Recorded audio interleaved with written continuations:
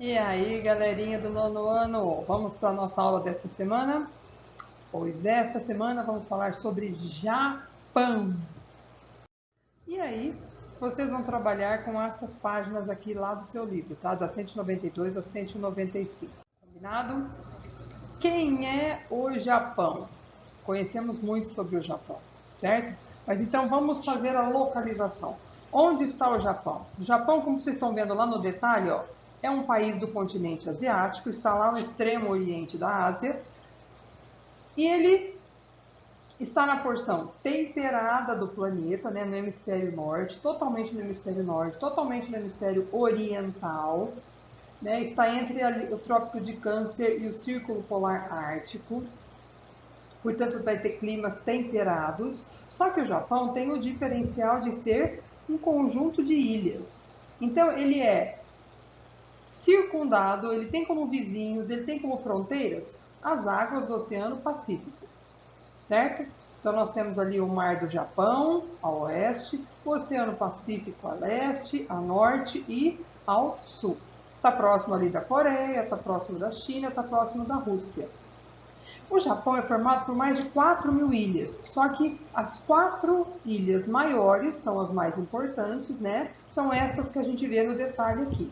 Então, no norte está a ilha de Hokkaido, a maior ilha, que é a ilha de Honshu, depois a ilha aqui menorzinha, Shikoku, e ao sul a ilha de Kyushu, ok? É claro que a maior concentração populacional do Japão está aqui na porção ó, sudeste, onde está a capital Tóquio e as maiores cidades como Kobe, Osaka, Yokohama, Nagoya, são cidades muito importantes do Japão, certinho? O Japão é um país desenvolvido, super industrializado, um país que voltou-se para a produção de elementos industrializados de alta tecnologia. Então, o Japão, quando saiu da Segunda Guerra Mundial completamente acabado, desenvolveu uma estratégia para a recuperação econômica investindo na indústria de alta tecnologia.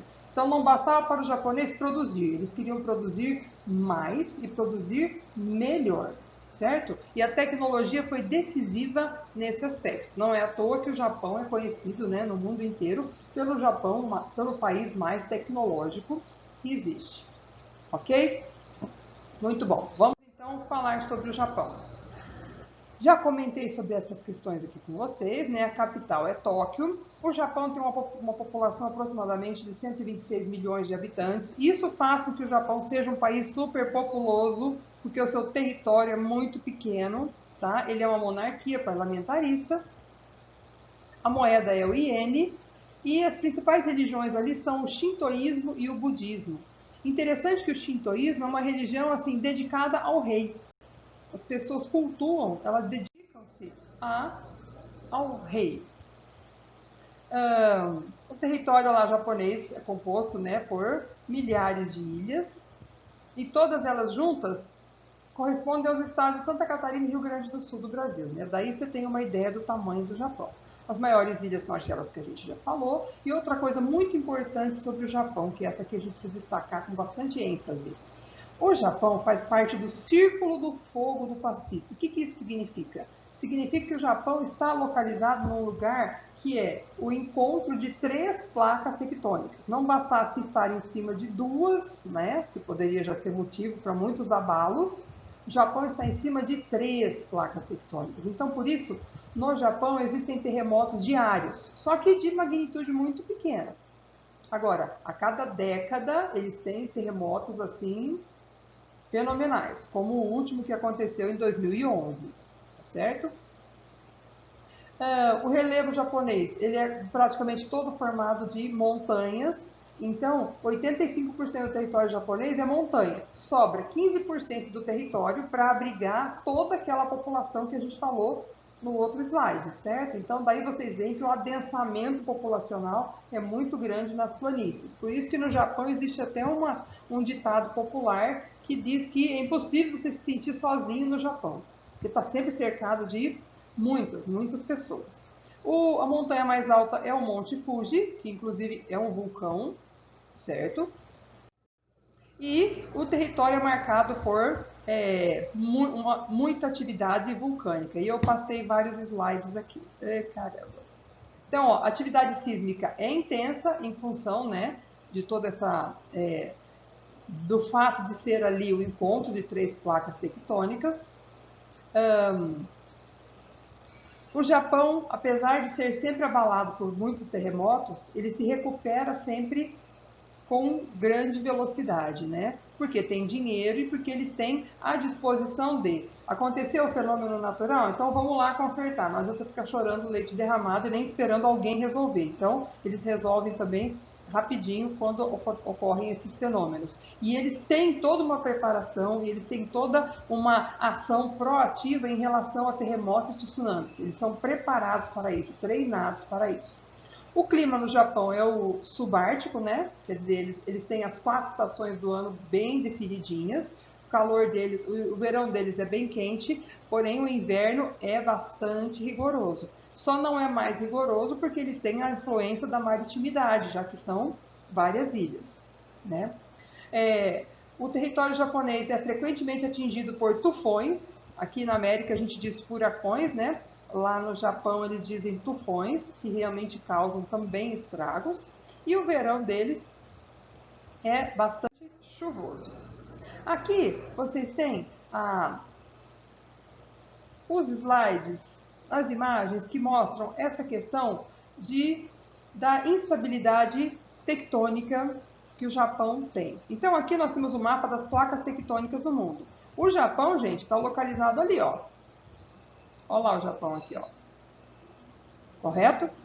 Então, veja, o Japão faz parte dessa região do globo, o Círculo de Fogo do Pacífico. Então, ó, margeando o Oceano Pacífico, nós temos todas essas linhas de instabilidade, regiões de muito terremoto e muito tsunami, ok? Muitos maremotos. Se vocês estão percebendo aqui, ó, o território japonês, tá vendo ele aqui? Olha aqui as 3 placas. Aqui está a primeira, aqui está a segunda e aqui está a terceira placa tectônica. E olha a movimentação delas. Essas duas vêm neste sentido e essa daqui nesse sentido. Então, isso aqui está frequentemente provocando pontos de tensão que, vez ou outra, se manifestam em formas de expansão de energia, que é sentido na superfície como os tremores, tá certo? O último terremoto mais forte no Japão aconteceu, veja, provocou muitos estragos no Japão, mas ele aconteceu lá no oceano. Imagina se tivesse acontecido no território mesmo, né? E foi de magnitude 8,9 na escala Richter. Aqui, ó, alguns estragos provocados, né, por esses terremotos. O chacoalhar do território é tão violento que a gente tem imagens como estas aqui no Japão, né? E aqui é uma imagem bastante impressionante desse último tsunami que aconteceu por conta do último grande tremor que aconteceu lá. A economia japonesa está entre as maiores do mundo. Hoje ela está em terceiro lugar, porque ela já foi superada pela economia chinesa, né? A China é a segunda nação mais rica do mundo, o Japão, portanto, é a terceira. E olha lá, ó, a indústria tecnológica é a sua principal fonte de renda, ligada à informática, eletrônica, robótica e à nanotecnologia. 85% da produção industrial do Japão, das indústrias japonesas, estão localizadas naquela região que eu falei para vocês ali, entre Tóquio e Osaka, que inclusive formam a maior megalópole do país. Megalópole é uma região que concentra várias metrópoles, tá certo? Com um território muito reduzido, o Japão não tem área para produzir alimentos. Então, isso faz com que o Japão seja muito dependente da importação de alimentos. E ainda o que eles têm de território, eles investem na produção principalmente de arroz, ok? Que é a base da alimentação deles, né?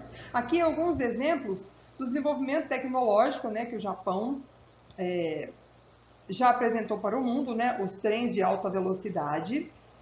Vocês estão vendo isso aqui? É um exoesqueleto para pessoas idosas ou com dificuldade de mobilidade. ela ajuda, pelo controle cerebral, a pessoa a caminhar. Isso é fantástico. Os robôs, né, que são praticamente humanoides, olha isso aqui, gente, que fantástico.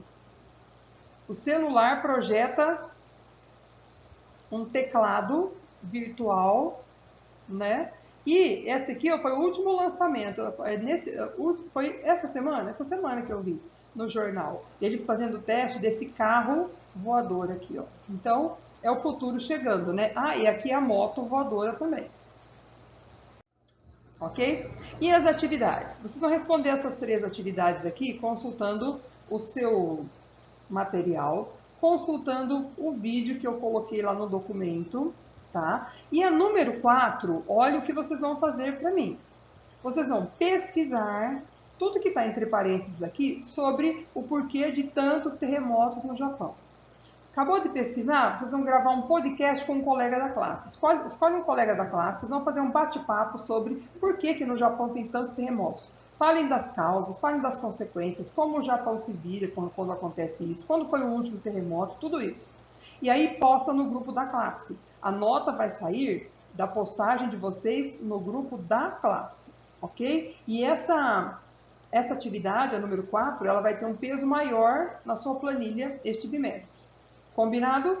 Qualquer dúvida a gente vai se conversando lá. Beijão para vocês, ótima semana e até